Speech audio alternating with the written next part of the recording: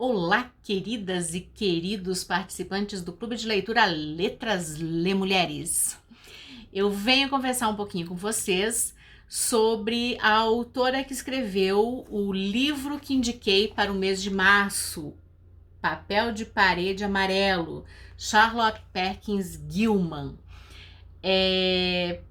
Passar um pouquinho para vocês algumas questões sobre a vida, sobre o contexto histórico também em que ela viveu, enfim, porque isso tudo é muito importante também, a gente saber, entender quando a gente está lendo um livro, porque quando nós estamos lendo algo, né, não só o texto em si é importante, né? É também importante o contexto que ele foi escrito, quem escreveu, por quê, enfim, todas essas questões aí. E é por isso que eu quero então falar um pouquinho para você sobre a autora Charlotte e também assim um pouco sobre o contexto histórico em que ela escreve Papel de Parede Amarelo, tá? Essa edição foi publicada no Brasil em 2016 pela José Olímpio. Quem traduziu foi Diogo Henriques. O livro que eu tenho em mãos já é a terceira edição, né, 2017. Mas vejam que ele só foi publicado no Brasil, traduzido em 2016, mas a Charlotte publicou ele em 1892, quando ela tinha 32 anos de idade. Né? Vejam quanto tempo e né, não havia sido traduzido talvez aqui para o Brasil. Bom, resumidamente, esse livro trata a história de uma mulher que se sente aprisionada, que se sente ou está aprisionada. Né? Vocês vão decidir isso na leitura do livro.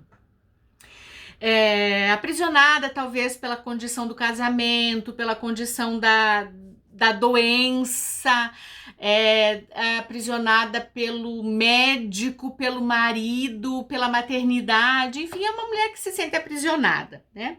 Então, resumidamente, é essa história, as reflexões do Papel de Parede Amarelo. Quando esse livro é escrito no final do século XIX, né? O mundo passava por uma série de transformações, né?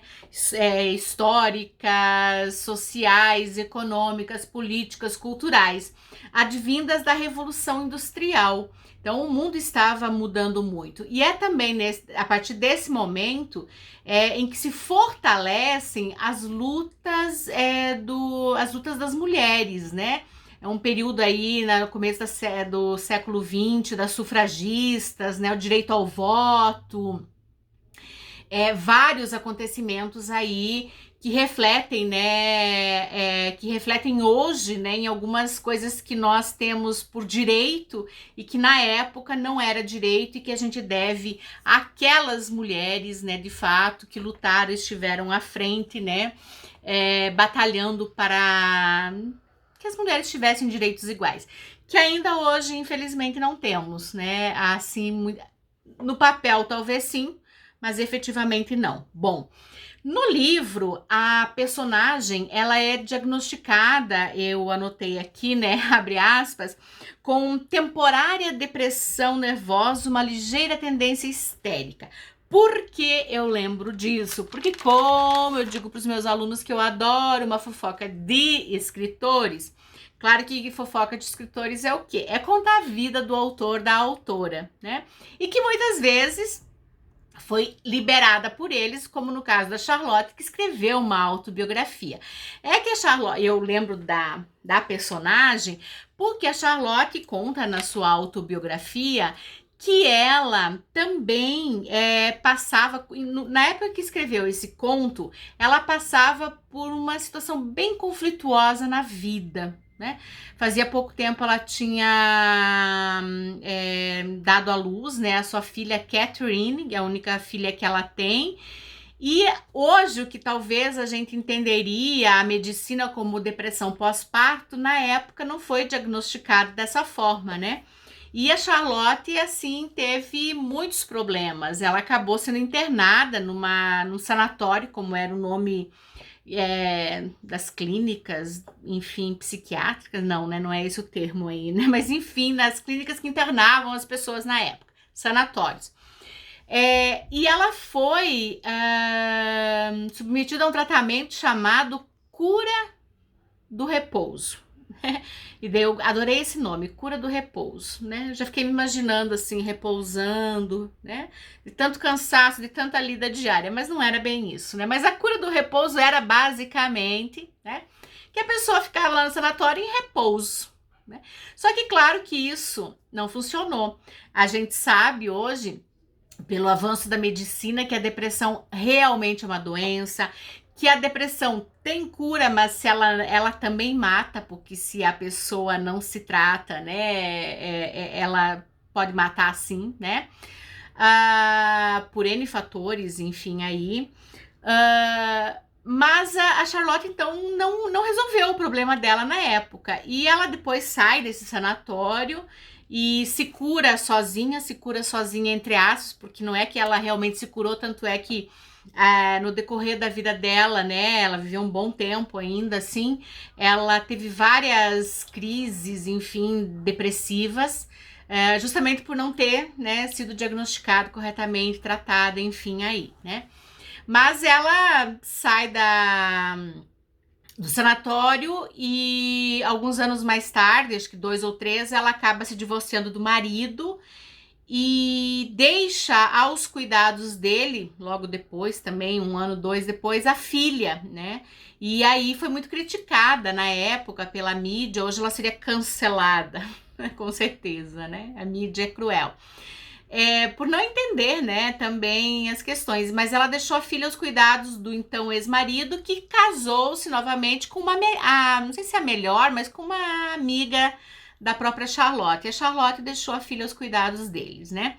E aí ela foi viver a vida, sempre muito batalhando pelas lutas femininas. Ela casou-se novamente com um primo, George, com quem ela fica durante 30 anos casada, só mesmo quando ele morre, né, que termina aí esse casamento. Era uma pessoa muito requisitada na época dela para falar, fazer palestras, conferências, onde o seu livro era vendido, né, não só nos Estados Unidos, mas como em outros países traduzidos.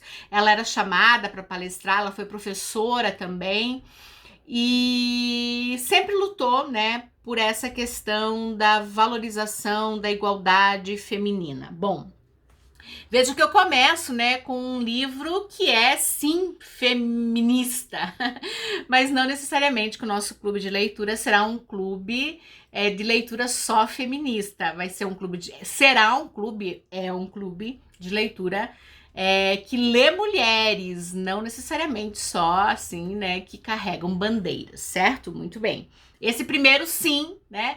Eu acho até para instigar o debate, para levar a gente a começar a pensar mais abrangentemente. Bom, a Charlotte, após a perda do marido, ela ficou mais ou menos 3 décadas casada com o George, então, né? Esse segundo casamento. 1 ano depois, aproximadamente, ela recebe um diagnóstico de um câncer de mama inoperável. E na época, o câncer de mama, ele assim não tinha, né, o tratamento, o grau, né, o percentual tão alto de cura como tem hoje, felizmente, né? E ela, na época, não, né? E ela meio talvez tenha se desesperado, ou, enfim, a gente não sabe por quê, mas ela acabou se suicidando, né?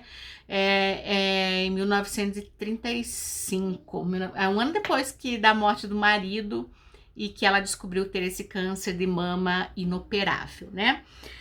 Bom, o livro da Charlotte, ele não é um romance, né? Ele é um conto. Se a gente fosse discutir questões de gênero, ele é um conto, na categoria conto.